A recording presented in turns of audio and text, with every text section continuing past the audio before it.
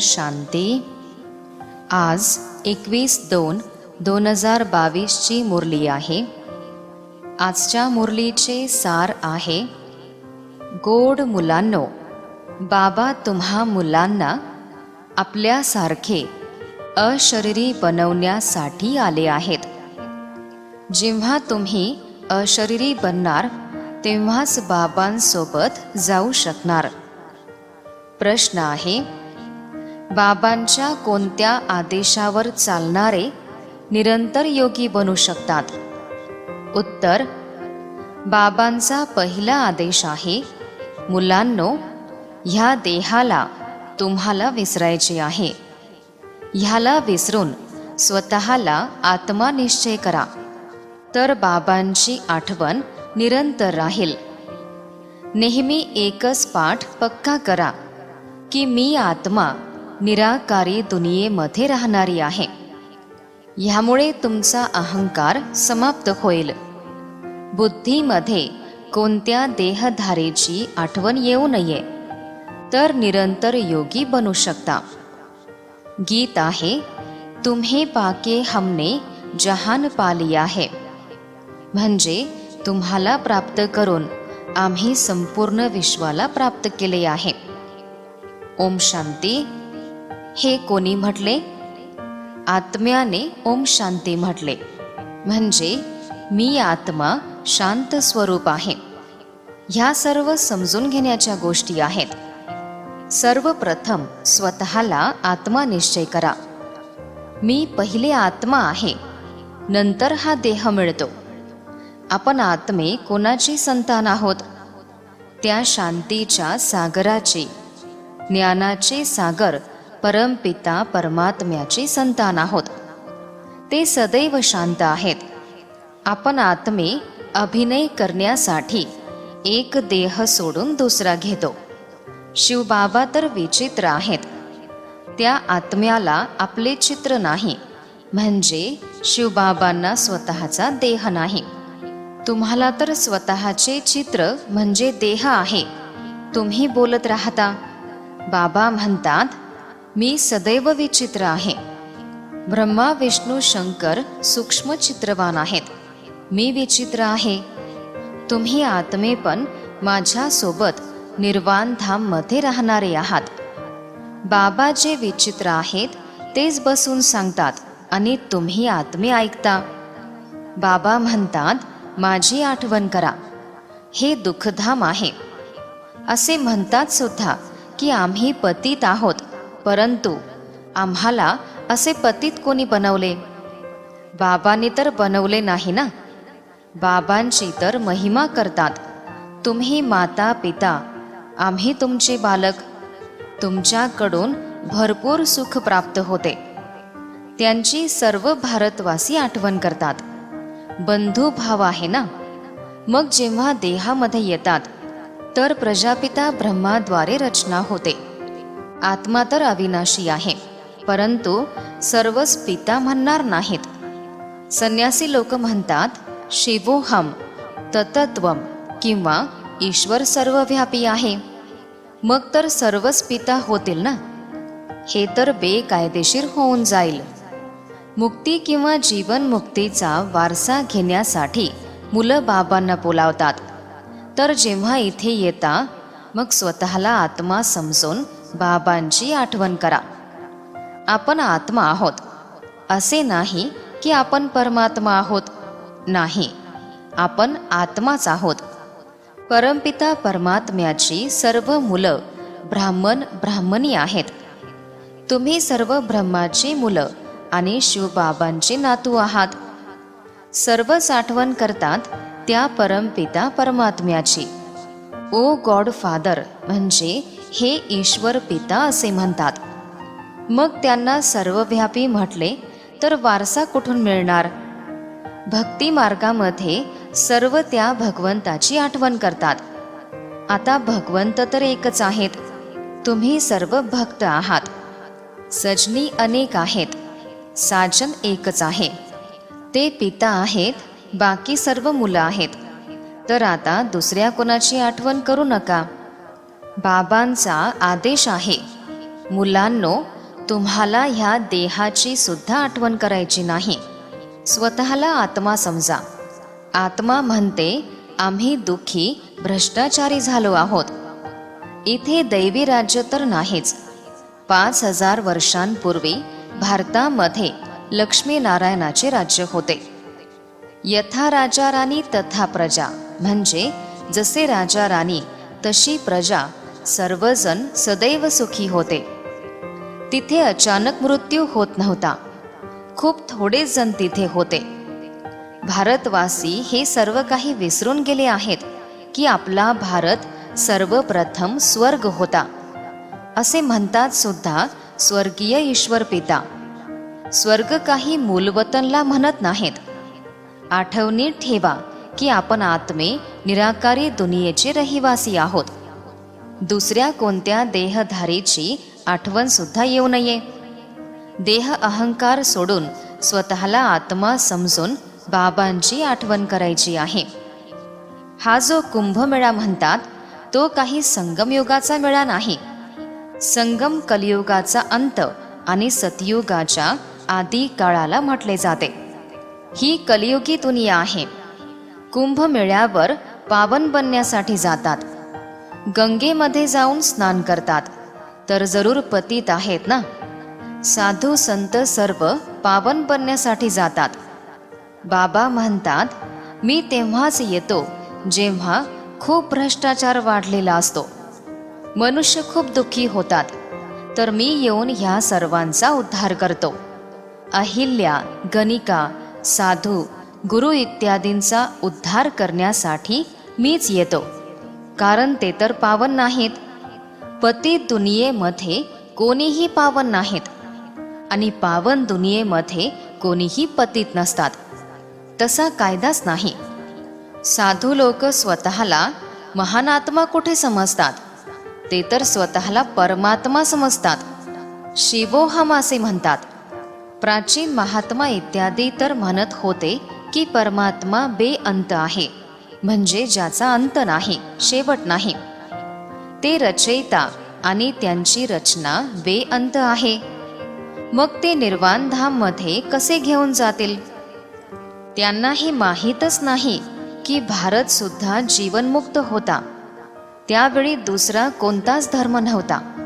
फक्त सूर्यवंशी आणि चंद्रवंशी राहत होते. मग सूर्यवंशी बदलून चंद्रवंशी बनले. पुनर्जन्मामध्ये तर यायचेच आहे. तर इथे 84 पुनर्जन्म घेतात, 84 लाख नाही. ही तर मोठी थाप मारली आहे.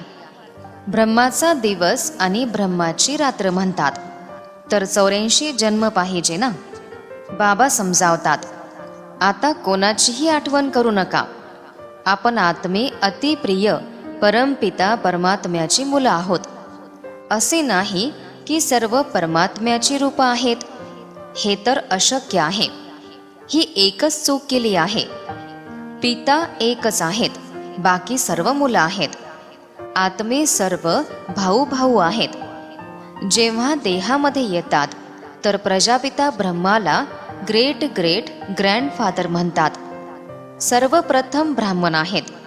भारतामध्ये विराट रूप पण दाखवतात. ब्राह्मण शेंडी आहेत.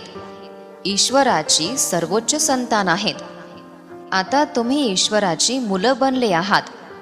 शिवबाबांचे नातू नाती बनले आहात आणि प्रजापिता ब्रह्माची मुलं आहात. शिवबाबांची मुलं तर सर्वच आत्मे आहेत. तुम्ही वारसा सुद्धा शिवबाबांकडूनच घेता. शिवबाबा झोळी भरणारे आहेत आणि माया रिकामी करणारी आहे. जसे गातात सुद्धा पतित पावन सीताराम, परंतु मनुष्यांच्या बुद्धीमध्ये त्रेतायुगातील राम सीता आहेत. तुम्ही मुलांनी जाणले आहे की सतयुग त्रेता सुखधाम आहे. तिथे दुःखाचे नावनिशान सुद्धा नसते. पतित पावन सर्वांचे पिता एकच आहेत. इथे तर हनुमानाच्या मंदिरात सुद्धा जाऊन म्हणतात, त्वमेव माताश्च पिता त्वमेव. हे कसे काय होऊ शकणार? सर्वांचे सद्गती दाता पतित पावन एकच आहेत. तेच ज्ञानाचे सागर आहेत. पाण्याच्या सागरातून नद्या निघतात, ते तर पाणी आहे ना. पाणी तर पतित पावन होऊ शकत नाही. कोणत्याही खंडामध्ये असे म्हणत नाहीत की पाण्यामध्ये स्नान केल्याने पावन बनून मुक्तीला प्राप्त करतात. असे तर होऊच शकत नाही. एक मुक्ती आहे आणि दुसरी जीवनमुक्ती आहे. सद्गती म्हणजे जीवनमुक्ती दाता एकच आहेत. ही पतित दुनिया आहे. भारतवासी जाणतात की 5000 वर्षांपूर्वी भारतामध्ये लक्ष्मीनारायणाचे राज्य होते. तेव्हा दुसरा कोणताच खंड नव्हता. 5000 वर्षांची गोष्ट तुम्ही विसरून गेले आहात. त्यानंतर मग दुसरे अजून खंड बनतात. आता तर एवढी वाढ झाली आहे, म्हणजे खूप वृद्धी झाली आहे. हे पहा मुलांनो, हे नेहमी लक्षात ठेवा. जेव्हा तुम्ही इथे ऐकता तर असे समजू नका की हे दादा किंवा ब्रह्मा बोलतात. शिवबाबा जे सर्वांचे रचयिता आहेत तेच बसून रचनेचे रहस्य समजावतात. ऋषीमुनी तर सर्वच म्हणत राहतात की परमात्म्याला आम्ही जाणत नाही. आस्तिक तर तुम्ही ब्राह्मणच आहात, ज्यांना निश्चय आहे की बाबा आपल्याला रचयिता आणि रचनेचे ज्ञान देतात, त्रिकालदर्शी बनवतात. ऋषीमुनी इत्यादी कोणीही त्रिकालदर्शी नाहीत. बाबा म्हणतात देवी देवता सुद्धा त्रिकालदर्शी नाहीत, फक्त ब्राह्मणच त्रिकालदर्शी आहेत. ही ब्राह्मणांची शेंडी आहे. ब्राह्मणांपासून नवीन रचना होते. तुम्ही सर्वोत्तम आहात. तुम्ही बाबांच्या श्रीमतावर भारताला श्रेष्ठ बनवता. श्रीमत भगवंताची आहे, कृष्णाची नाही. कृष्ण पतित पावन नाही. पतित पावन तर एकच आहेत, तेच सर्वांचे पिता आहेत. नेहमी आठवणीत ठेवा की आपण आत्मे ह्या कर्मेंद्रियाद्वारे ऐकतो. आत्मअभिमानी भव. मी आत्म्याला ज्ञान देत आहे. तेव्हाच तर गायन केले जाते, ज्ञान अंजन सद्गुरूंनी दिले तर अज्ञान अंधाराचा विनाश झाला. पतित पावन सद्गती दाता तेच आहेत. पिता मुलांना जन्म देतात, मग शिक्षक बनून शिकवतात व त्यानंतर गुरु बनून सद्गती देतात. सद्गतीमध्ये घेऊन जाणारे सद्गती दाता एकच बाबा आहेत. तुम्ही मुलं नव्या दुनियेमध्ये जाण्यासाठी किंवा मनुष्यापासून देवता बनण्यासाठी हे शिक्षण शिकत आहात. आता ही पतित मनुष्य सृष्टी समाप्त होऊन दैवी दुनिया बनणार आहे. जरी आता देवतांची पूजा करतात, परंतु हे जाणत नाहीत की जरूर आपणच देवी देवता धर्माचे आहोत. ज्यांची पूजा करतात त्यांचाच तो धर्म मानतात ना. भारतवासींचा तर आधी सनातन देवी देवता धर्म होता, तेव्हा स्वर्ग होता. ते लोक म्हणतात की मनुष्य 84 लाख जन्म घेतात. मग काय सर्वजण घेतात? जर एवढे लाख जन्म झाले तर त्यासाठी खूप मोठा कल्प पाहिजे. हा सुद्धा विश्व नाटकानुसार खेळ बंद केला आहे. जे होऊन गेले ते नाटक आहे. मूल वतन सूक्ष्म वतनला पण तुम्ही मुलंच जाणता. तुम्ही स्वदर्शन चक्रधारी आहात. ते विष्णूला स्वदर्शन चक्रधारी म्हणतात. बाबा म्हणतात विष्णूची 2 रूप लक्ष्मी नारायण स्वदर्शन चक्रधारी नाहीत. स्वदर्शन चक्रधारी तर तुम्ही ब्राह्मण आहात. तर किती फरक होतो? मग ते म्हणतात की कृष्णाचे स्वदर्शन चक्र होते. युद्धाच्या मैदानात ते चक्र चालवले व कौरव मेले. परंतु देवता कधीच हिंसा करत नाहीत. ते तर डबल अहिंसक आहेत. त्यांच्यामध्ये विकार सुद्धा नाहीत आणि ते युद्ध पण करत नाहीत. सर्वात मोठी हिंसा आहे एकमेकांना विकारांच्या अधीन करणे, कामकटारी चालवणे. बाबा म्हणतात ह्यामुळे आदी मध्य अंत दुःख भोगतात. सतयुगामध्ये कामकटारी कधीच चालत नव्हते. निर्विकारी आत्म्यांचे राज्य होते. सर्वगुण संपन्न मर्यादा पुरुषोत्तम होते. तिथे हिंसा नव्हती. ह्यावेळी तर रावणाचे राज्य आहे. 5 विकार सर्वव्यापी आहेत. आणि मग ते म्हणतात की परमात्मा सर्वव्यापी आहे. ही विज्ञानापासून जी विमानं इत्यादी निघाली आहेत ती आता 100 वर्षाच्या आतच निघाली आहेत. मग हे कशासाठी आहे? ह्याचा सराव करतात. ह्या सर्व वस्तू भविष्यामध्ये कामाला येणार आहेत. ह्यांच्याद्वारेच आता सर्व काही विनाश होऊन जाईल. नंतर ह्या सुखासाठी कामात येतील. इथे तर सुख पण आहे आणि दुःख पण आहे. ह्याला मायेचा भपका म्हटले जाते. विनाश होणार हे तर चांगलेच आहे. ते म्हणतात, हे पतित पावन या. मग येऊन काय करणार? बाबा पुन्हा स्वर्गाची स्थापना करा तर आम्हाला सुख प्राप्त होईल. बाबा समजावतात, मुलांनो, हा खेळ बनलेला आहे. बाबा सुखधाम निर्माण करतात आणि रावण दुःखधाम बनवतो. शांतीधाममधून आत्मे सर्वप्रथम सुखधाममध्ये येतात. तेव्हा पवित्र आत्मेस येतात. ह्यावेळी तर सर्व पतित आहेत. म्हणूनच तर आठवण करतात की हे परमपिता या.